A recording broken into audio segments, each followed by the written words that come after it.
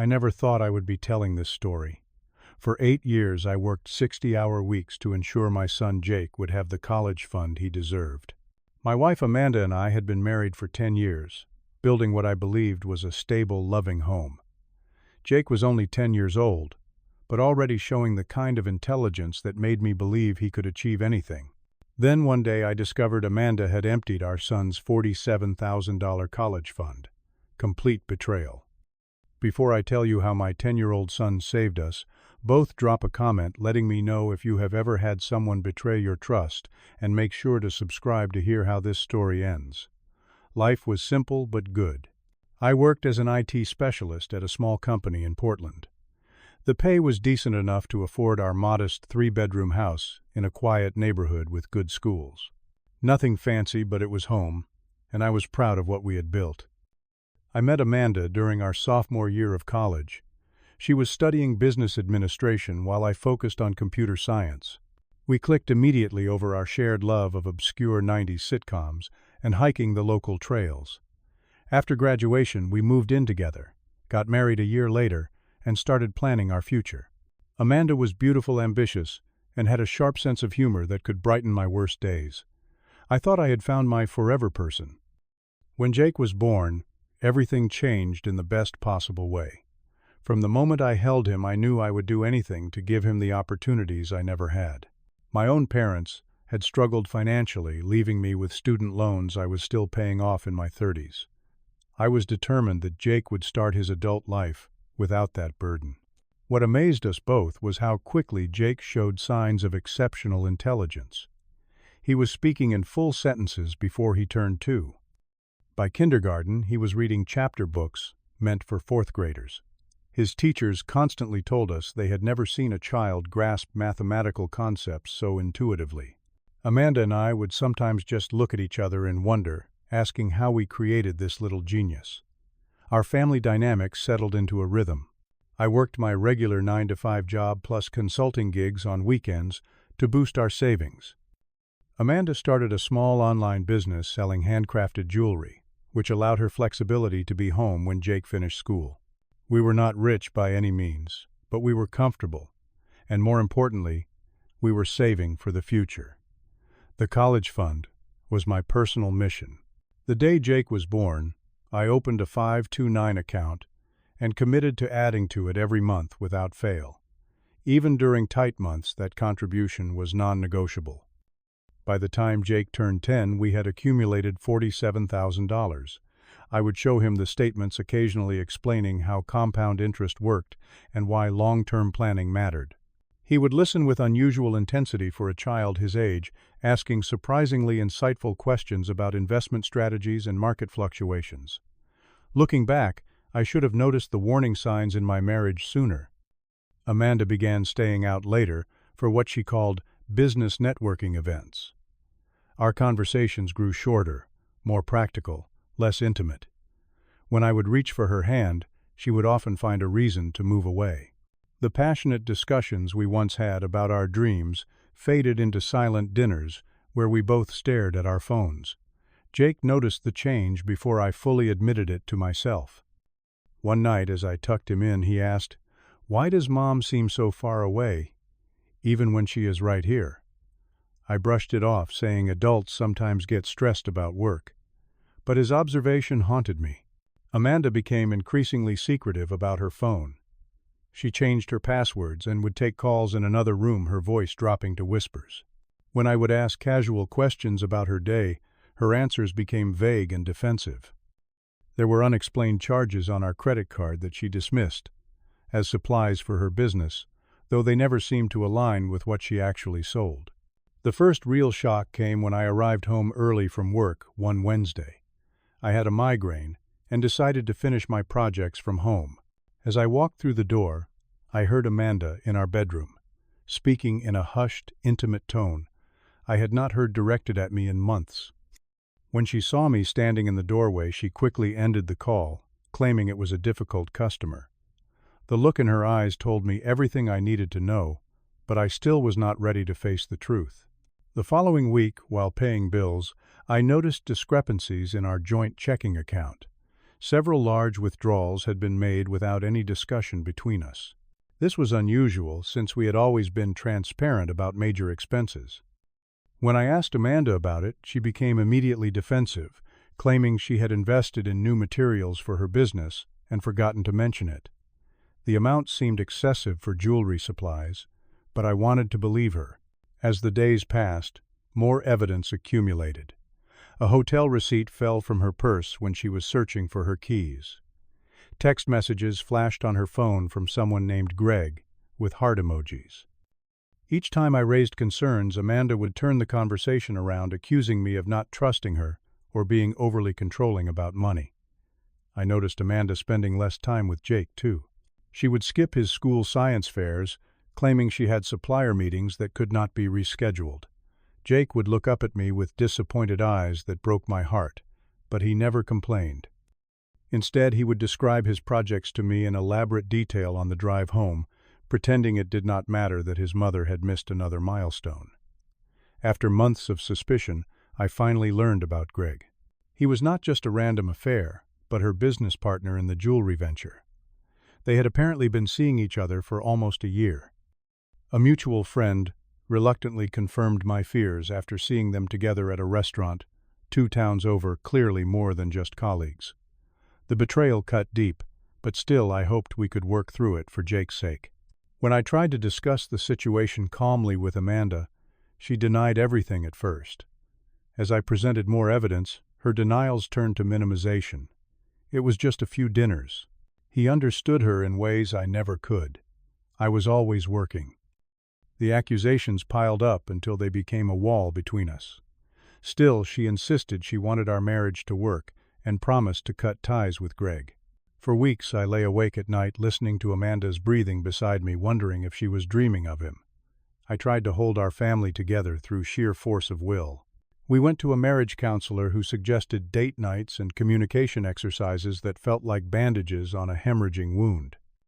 All the while, Amanda seemed to be going through the motions, her mind elsewhere. Jake, perceptive as always, began asking difficult questions. Why do you and Mom not laugh anymore? Are you getting a divorce like Trevor's parents? I tried to shield him from adult problems, but children absorb the emotional atmosphere of a home like sponges. I would reassure him that grown-ups sometimes go through rough patches, all while wondering if I was lying to him and to myself. The final blow came when Amanda announced she needed to attend a 3-day jewelry trade show in Chicago. Everything seemed legitimate. She showed me the event website, the hotel confirmation, even her scheduled meetings with suppliers. I drove her to the airport, gave her a mechanical kiss goodbye, and returned home to spend the weekend with Jake. On Sunday evening, with Amanda due back the next day, I logged into our online banking to pay some bills. What I saw made my stomach drop. The college fund account was nearly empty. Where once stood $47,000, the result of 8 years of sacrifice and planning, now showed a balance of just under $5,000. I called Amanda immediately. No answer. I texted. Nothing. I called the hotel where she was supposedly staying. They had no record of an Amanda Conway registered as a guest. Panic rising. I called her friends, her parents, anyone who might know where she was. No one had heard from her. While Jake slept upstairs, I searched our home office for clues. In the back of her desk drawer, I found it, a handwritten letter addressed to me. My hands trembled as I read her words. Conway, I cannot do this anymore. I have been unhappy for years, but stayed for Jake's sake. I met someone who makes me feel alive again. Greg and I are starting over somewhere new. I took my share of our savings to begin this next chapter. I know you will be a good father to Jake. I need to find my own happiness. Please do not try to find me. My world imploded. Not only had my wife been living a double life, but she had also stolen our son's future. The college fund was, in both our names, a decision made out of trust and practicality. Now that trust had become the weapon that wounded us most deeply. I sat on the floor of our home office until dawn broke my mind, cycling through rage, grief, and paralyzing fear for Jake's future. When Jake came downstairs for breakfast the next morning, I knew I could not hide the truth from him. His intuitive nature would see through any pretense. With a cup of hot chocolate in front of him, I explained as gently as possible that his mother had left us, that she had taken money we had been saving, that our family would look different now. I expected tears, confusion, anger. What I did not expect was the calm that washed over his face. After a moment of silence, a small smile appeared, puzzling me completely. "Dad, it is fine." I fixed everything he said with a certainty that seemed impossible from a 10-year-old. I stared at him, unable to process his words. Fixed what? How could anything be fixed about this catastrophe? Jake set down his mug and looked at me with eyes far older than his years. "Remember when you taught me about banking last summer, and how you showed me all our accounts on your computer?" I nodded slowly, recalling how I had walked him through our family finances as an educational exercise. "I noticed Mom acting weird months ago," Jake continued. "She was always on her phone texting and smiling, but then would put it away fast when I came into the room. And she stopped asking me about school or coming to my science club, so I started watching." My son went on to explain how he had secretly observed Amanda checking our accounts multiple times, specifically the college fund. How he had overheard phone conversations about needing money for a fresh start. How he had seen text messages on her phone when she left it unlocked. "I started worrying she might take the money you were saving for me," Jake said matter-of-factly. "So I used your laptop when you were showering one day. Your password was still saved." "What did you do?" I asked, somewhere between horrified and amazed. "I created a shadow account, Dad. I transferred most of the money to it, leaving just $5,000 in the original account. I figured that would be enough, that she would not notice right away, but not enough to, ruin everything if she took it." My jaw literally dropped. My 10-year-old son had anticipated his mother's betrayal and taken preemptive action to protect himself. I felt a confusing mix of emotions. Pride in his resourcefulness. Relief that our financial future was not destroyed.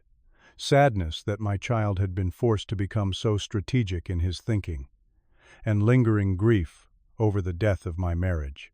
"Let me show you," Jake said, leading me to the computer. He logged into an email account I had never seen, using it to access an online banking portal. There it was. $42,000 safe, in an account I had no idea existed. "How did you even set this up?" I asked, still struggling to believe what I was seeing. "I used your information, but changed the contact email and phone number. They sent verification codes to the new email I created. I had to forge your signature on some forms I printed and mailed in," he admitted. "I practiced for weeks. I am sorry for that part. I should have been angry about the deception, concerned about the legality. Instead, I felt a wave of gratitude that threatened to overwhelm me." My son had saved us from financial ruin through a combination of observation, technical skill, and protective instinct that seemed impossible for his age. That day became the first of our new reality. We talked honestly about what would happen next. Jake asked insightful questions about divorce custody and how our daily routines would change. I promised him complete transparency moving forward. No more adult secrets or pretending everything was fine when it was not. We ordered pizza for dinner and started making lists. What chores we would each take over. What we would do with the reclaimed college money. How we would redecorate the house to make it feel like ours instead of hers. There was pain beneath our planning, but also a new bond forming between us. Father and son becoming a team in a way we had never been before. Exactly 2 days after Amanda left, my phone rang with her number. I almost did not answer, but Jake was watching. I put it on speaker. Conway, Amanda's voice sounded frantic. "Greg is gone. He left me at the hotel after I checked the accounts." I said nothing, letting the silence stretch between us. "There was supposed to be $47,000, she finally blurted. "But there was only $5,000, Greg said. "That was not enough to start over. He said I lied to him about how much we had saved. He just packed his bags and left me here." The irony might have been funny if it was not so tragic. She had betrayed me for a man who abandoned her the moment she could not provide the financial windfall she had promised. "I need to come home," she continued, her voice shifting to the persuasive tone I had once found charming. We can work this out. I made a mistake. I miss Jake. Please." I looked at my son, whose eyes were fixed on the phone, his expression unreadable. In that moment, I knew exactly what I needed to do. "No, Amanda," I said firmly. "You cannot come back here. Not after what you have done." There was a pause on the other end of the line. "Conway, be reasonable. This is still my home, too. My name is on the deed. You cannot keep me away from my son." I glanced at Jake, who gave me a small, encouraging nod. "Actually, I can file for emergency custody given the circumstances. And as for the house, we can let the courts decide what happens with our assets. The same courts that will be very interested to hear about the missing college fund money." "That money was half mine," she protested, her voice rising. "We were married joint assets." I took a deep breath. Legal consultation about the diverted funds would come later. For now, I needed to establish boundaries. "No, you cannot walk back into our lives after stealing from your own child and expect everything to be the same. Jake and I are moving forward. Without you." Her tactics shifted quickly from indignation to pleading, then to threats about lawyers and custody battles. Through it all, I remained steady, Jake sitting silently beside me, occasionally squeezing my hand in support. When the call finally ended, I felt lighter somehow. Making that stand had been the first step in reclaiming our lives. I looked at Jake, expecting him to be upset after hearing his mother's voice, but instead found him looking thoughtful. "She did not even ask to talk to me," he observed quietly. "Nobody, she did not," I admitted. "That tells you everything." "Does not it?" he said, with that same old soul wisdom that continually surprised me. The weeks that followed were challenging but clarifying. I consulted a lawyer who helped me file for divorce and temporary full custody. I provided evidence of Amanda's abandonment and financial theft. The fact that Jake had preemptively moved most of the college fund created some legal complexities, but my attorney argued successfully that it demonstrated the legitimate fear that Amanda would misappropriate those funds which she ultimately attempted to do. While the legal process unfolded, Jake and I focused on healing. I found a therapist who specialized in children dealing with parental abandonment. Initially reluctant, Jake eventually opened up in his sessions, processing his complex feelings about his mother. I attended a support group for divorced parents where I could voice my anger and betrayal in a space away from Jake. Academically, Jake continued to excel, channeling his emotional energy into school projects. His science teacher called me for a conference not because of problems, but because she believed he should be tested for advanced placement. In the midst of our personal turmoil, Jake's brilliance shone even brighter.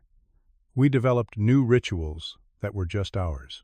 Sunday morning pancake experiments, where we would add increasingly bizarre ingredients to the batter to see what worked. Friday night documentaries where Jake would choose a subject and we would learn about it together. Small traditions that helped build our new normal. 4 months after Amanda left, I went on my first date. A coffee meeting with Sarah, an accountant I met through my support group. Jake helped me pick out my shirt and gave me conversation topics, which was equal parts adorable and mortifying. The date was pleasant, but ultimately forgettable. When I returned home, Jake was waiting up, eager for details. "She seemed nice, but kind of boring, right?" he asked perceptively after hearing my recap. I laughed. "Yeah, buddy. No real spark there. That is okay, Dad. The first pancake is always practice." 2 months later, I met Laura, a kindergarten teacher with a quick laugh and kind eyes. Our first date extended from coffee to dinner, as conversation flowed effortlessly. By our third date, I was ready for her to meet Jake. They connected immediately over a shared love of astronomy. When she left, Jake gave me a thumbs up and whispered, "She is keeper material, Dad." Meanwhile, the college fund began growing again. I returned to my discipline of monthly contributions, and Jake became fascinated with investment strategies, researching stocks and mutual funds, with the dedication other kids applied to video games. By the 1-year mark after Amanda's departure, we had not only recovered the original amount, but added another $8,000 through some surprisingly savvy investment choices Jake had recommended. The divorce proceedings finally brought us face to face with Amanda. She had returned to Portland and was staying with her parents, her relationship with Greg having imploded shortly after their escape. In the courtroom, she looked smaller somehow, her confidence diminished. When Jake was asked to speak with the judge in chambers, I worried about the emotional toll, but he assured me he knew exactly what he wanted to say. Later, the judge told me that in 15 years on the bench, she had never met a more articulate and self-possessed child. Jake had explained calmly how he had noticed his mother's behavioral changes, his concerns about the college fund, and his decision to protect his future. The judge was so impressed that she cited Jake's testimony specifically in her ruling, granting me full custody with Amanda receiving limited supervised visitation rights and a court order to repay her portion of the misappropriated funds. As our new life took shape, I watched my son transform from a brilliant but somewhat reserved child into a confident, emotionally aware young man. He still carried scars from his mother's betrayal, but he channeled that experience into empathy rather than bitterness. When a classmate's parents divorced, Jake became his chief supporter, sharing coping strategies and offering friendship when it was most needed. Laura became a consistent presence in our lives. Unlike Amanda, she showed genuine interest in Jake's intellectual pursuits, sitting through his detailed explanations of quantum physics concepts with real curiosity. She never tried to replace his mother, instead creating her own unique bond with him. After a year of dating, when I nervously asked Jake how he would feel about Laura moving in with us, he responded with characteristic directness, "About time, Dad. I was wondering when you would figure that out." Perhaps the most healing moment came when Jake won first place in the state science competition with a project on secure banking systems inspired by his own experience protecting our finances. As I watched him accept the award, tears filled my eyes. This child, who had experienced such adult betrayal, had transformed that pain into innovation and excellence. Later that evening, as we celebrated his victory, Jake pulled me aside. "Dad, I have been thinking. Maybe we should create a small scholarship fund with some of our investment returns for kids whose parents cannot afford to save for college." The suggestion caught me off guard. "You want to help other kids with their college funds?" He nodded seriously. I was lucky. I saw what was happening and could do something about it. Not every kid has that chance. And anyway, helping others is the best way to make sense of bad things that happen to you, right? In that moment, looking at my son, I realized that sometimes our greatest teachers are the ones we are supposed to be guiding. Through all the pain and betrayal, Jake had found a wisdom that many adults never achieve, the ability to transform personal trauma into compassion for others.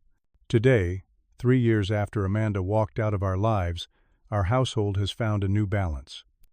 Laura and I were married last spring in a small ceremony where Jake served as my best man. His college fund has grown to an impressive sum that will give him choices when the time comes. Amanda maintains limited contact, sending birthday cards and occasionally meeting Jake for supervised visits that he approaches with cautious politeness.